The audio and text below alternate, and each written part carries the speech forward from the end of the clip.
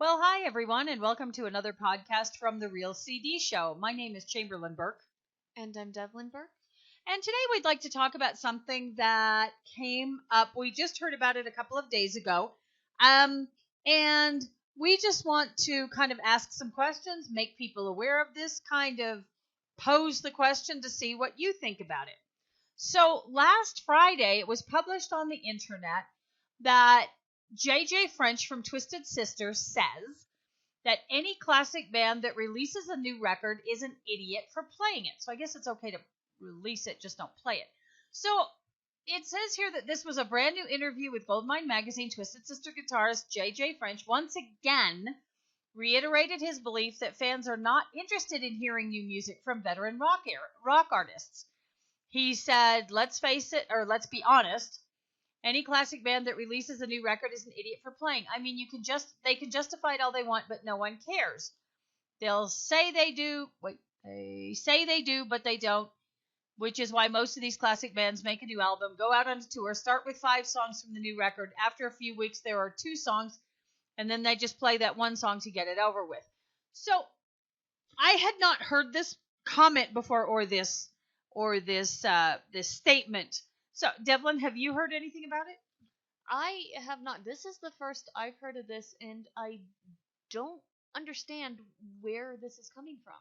Well, first of all, let us realize and acknowledge that Mr. French has a right to his opinion. Okay? And so we are not in any way, shape, or form blasting that. I'm trying to understand it. I'm trying to come to an understanding. I will say that I don't know Mr. French. Do you? No, I don't. And I do like Twisted Sister, though. Yes, I do too. But Mr. French isn't authorized to speak for me. And is he authorized to speak for you? No, he is not. So, I mean, it's his opinion. It's his opinion that he says this. I'm not an artist, but I enjoy going to concerts and listening to every form of art, whether it's fine art, any kind of music, any kind of, fine art, any kind of performance art, any kind of musical art, even somebody putting out a new novel. I don't know how this applies. You take your favorite author X, if they're still alive. If they've written one book, I mean, do we just want Stephen King to write one book? Oh, you wrote a book, don't write any more because you've already said what you had to say. So, in looking at this from an artist's perspective, and I'm not authorized to speak for any artists, I'm just putting it out there trying to analyze the situation. If I were an artist, if I had music, if I had poetry, if I had performance art in me, and I were a band or an artist, wouldn't I want to keep going out and performing? If I'd been around for 40 or 50 years performing, why can't people still put out new stuff? And what makes him think that fans aren't going to appreciate it or like it? I mean, we still get new Queen music, right? What else? My statement is that he says all they want to hear are the hits and to just go out and tour and do the hits. But a lot of bands, the 2 bands that come to mind, Queen and Dave Clark 5, they stopped touring. Queen stopped because Freddie was sick, and Dave Clark 5 stopped because they didn't want to tour, but they kept putting out new music, and that music sold very, very well. My whole take on this is, as a fan, I'm just grateful you came to the place, you just came near where I could live, and I can afford to see you. As far as the set list goes, I'm perfectly fine with you playing whatever you want. If Kiss came and said, I want, we're coming to your town, but we're going to play every song from their album The Elder, I would still go because I want to see them live. I'm not all about the hits. I love some of the more obscure songs. Some of my favorite songs on my personal playlists on iTunes are not the biggest hits. So this begs the question then. If a band is coming to town, do you want to see the band, or do you want to hear the music? Mm. You see what I mean? So if like you just said, you made an excellent point here. So if a band was coming to town, people go, oh, I want to go see them.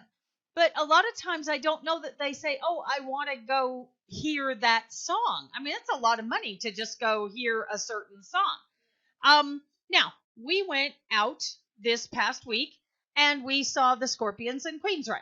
Okay? Did they or did they not do new music?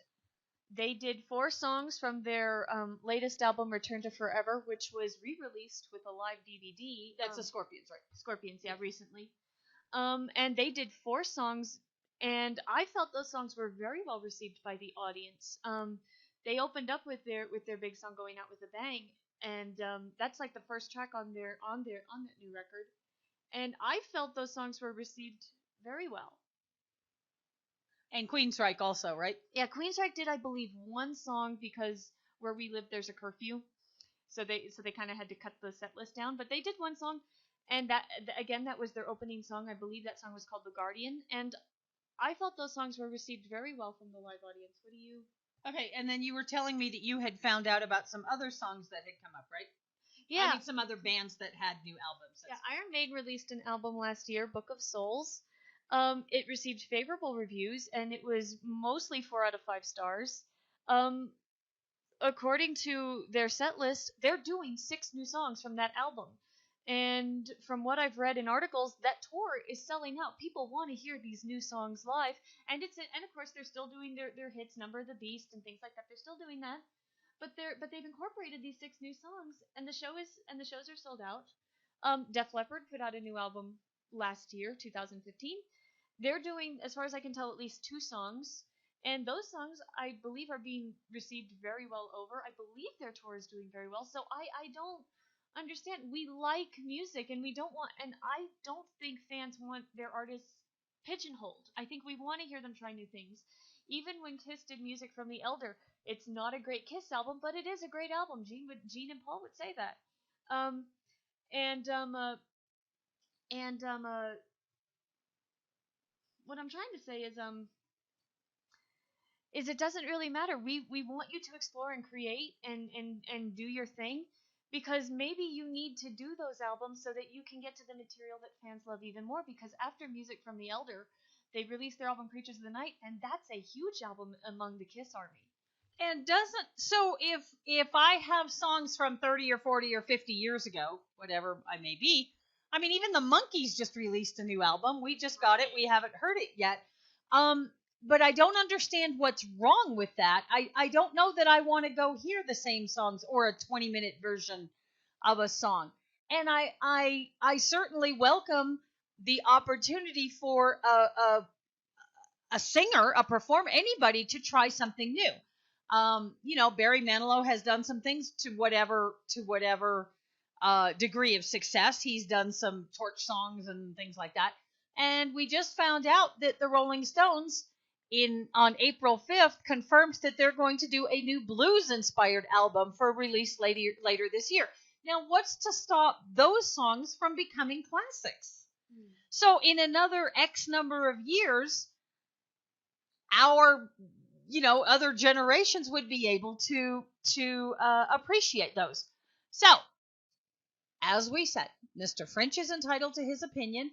He seems to be very passionate about this, and we're all about passionate. So, I mean, I'm not saying he's wrong. I'm saying I don't agree with him. I don't either. And I'm gonna go out out there and say I welcome new music. I want to hear new guitar riffs and new drum solos and things like that. I think that's what keeps us fresh. We don't want to live in the past and be stagnant. So, he's entitled to his opinion. I just don't agree with it.